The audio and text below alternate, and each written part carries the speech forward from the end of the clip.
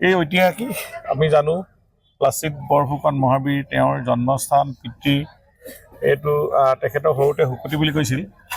আমাৰ মোমাইতুমিন বৰুৱা সেইকাৰণে শুকুতীয়া আলি বুলি কয় এইটো মুখত জন্মস্থান তাতে এইটো বহুদিনীয়া প্ৰায় 41 বছৰ এইটো শিৱৰাত্ৰি ইয়াত মেলা পাতি থকা অনুষ্ঠান উদ্যোক্তাসকলে আমন্ত্ৰণ জনালে মই আহি নিজে ধন্য হৈছোঁ ইয়াত ভক্তপ্ৰাণ ৰাইজ উপস্থিতিত য'ত দেশৰ ভৱিষ্যত শিশুসকল আছে তেওঁলোকে সাংস্কৃতিক কাৰ্যক্ৰম কৰিছে আৰু এই শিৱৰ যি আদৰ্শ শিৱৰ যি দৰ্শন এই আদৰ্শন আজি সমাজত প্ৰতিষ্ঠা হ'ব লাগে তেওঁ মানুহ গঢ়া তেওঁ কোনো মানৱতাবাদী তেওঁ যেনেধৰণে মানুহক তেওঁ যেনেধৰণে নীলকণ্ঠ বুলি কোৱা হয় তেওঁ সকলো এইবিলাক আজি যেনেকৈ ড্ৰাগছ হওক বা এনেধৰণৰ সেই ৰাগিয়াল বস্তুসমূহ তেওঁ নিজে পান কৰিছিল কিয় যাতে আনৰ দেহালৈ নাযায় মই সকলো পান কৰোঁ মানে সেইদৰে তেওঁ মানুহ জীৱনৰ ৰক্ষা কৰা মানৱ জীৱন ৰক্ষা কৰা এজন ভগৱান আৰু তেখেতক আমি ইয়াত শ্ৰীচৰণত মূৰ দুৱাইছোঁ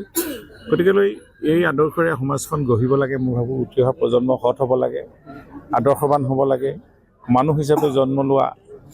মানুহৰ জীৱনত কৰিবলৈ কামবোৰ কৰিব লাগে মানুহ কেতিয়াও অমানুহ হ'ব নালাগে মানুহে মানুহৰ প্ৰতি যি দায়িত্ব এনেকুৱাবিলাক এই ধৰণৰ অনুষ্ঠানবিলাকে শিকায় আৰু এই মহানতাই আমাৰ ভাৰতীয় সংস্কৃতি অসমীয়া সংস্কৃতিক মহান কৰি তুলিছে গতিকে আমি এনেকুৱা অনুষ্ঠানবিলাকত সকলো ৰাইজ আহিলে অনন্তত মনটো উৎফুল্লিত হৈ এখন ভাল সমাজ পায় আমাৰ ভৱিষ্যত জীৱন যাপন কৰিবলৈ তেওঁলোকে সৎ পথেৰে যাবলৈ সক্ষম হয় সেয়ে আজি ইয়াত ভক্তপ্ৰাণ ৰাইজক মই সেৱা জনালোঁ আৰু উদ্যোক্তাসকলে এনেকুৱা মহান অনুষ্ঠান পাতি থাকক উঠি অহা প্ৰজন্মক সৎ পথলৈ আগুৱাই লৈ যাওক বেয়া কামৰ পৰা ৰক্ষা কৰক সৎ পথত যাবলৈ শিকক এয়ে মোক ক'ব লাগিব এই ঐতিহাসিক আমি জানো লাচিত বৰফুকন মহাবীৰ তেওঁৰ জন্মস্থান পিতৃ এইটো তেখেতৰ সৰুতে শুকুতি বুলি কৈছিল আমাৰ মোমাইতুমিন বৰুৱা সেইকাৰণে শুকুতীয়া আলি বুলি কয় এইটো মুখত জন্মস্থান তাতে এইটো বহুদিনীয়া প্ৰায় 41 বছৰ এইটো শিৱৰাত্ৰি ইয়াত মেলা পাতি থকা অনুষ্ঠান উদ্যোক্তাসকলে আমন্ত্ৰণ জনালে মই আহি নিজে ধন্য হৈছোঁ ইয়াত ভক্তপ্ৰাণ ৰাইজ উপস্থিতিত য'ত দেশৰ ভৱিষ্যত শিশুসকল আছে তেওঁলোকে সাংস্কৃতিক কাৰ্যক্ৰম কৰিছে আৰু এই শিৱৰ যি আদৰ্শ শিৱৰ যি দৰ্শন এই আদৰ্শন আজি সমাজত প্ৰতিষ্ঠা হ'ব লাগে তেওঁ মানুহ গঢ়া তেওঁ কোনো মানৱতাবাদী তেওঁ যেনেধৰণে মানুহক তেওঁ যেনেধৰণে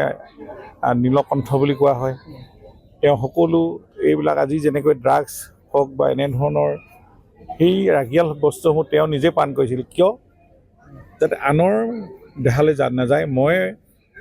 সকলো পান কৰোঁ মানে সেইদৰে তেওঁ মানুহ জীৱনৰ ৰক্ষা কৰা মানৱ জীৱন ৰক্ষা কৰা এজন